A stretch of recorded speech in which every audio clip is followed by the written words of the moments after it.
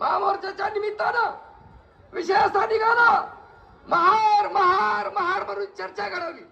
आम्हाला इथून सांगायचं आहे, हा समाज बाबासाहेबांनी निर्माण केला 1907 ते 1956. बाबासाहेबांच्या नेतृत्वामध्ये संस्कारित झालेला हा समाज 14 ऑक्टोबर 1956 ला धम्मदीक्षित झाला.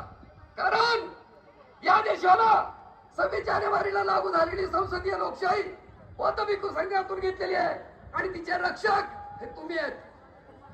आणि या रक्षकांना चिपटा घेण्याची हिंमत आजपर्यंत कधी झाली नाही.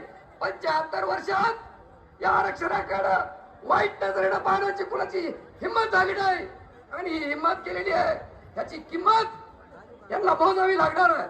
म्हणून मित्रांनो, आज या ठिकाणी आदरणीय आनंदराव आंबेडकर साहेब आलेले आहेत आणि त्यांनी पूर्ण महाराष्ट्र एक केलाय, अख्खा महाराष्ट्र एक केलेला आहे. आपले स्वप्न साकार होणार आहे.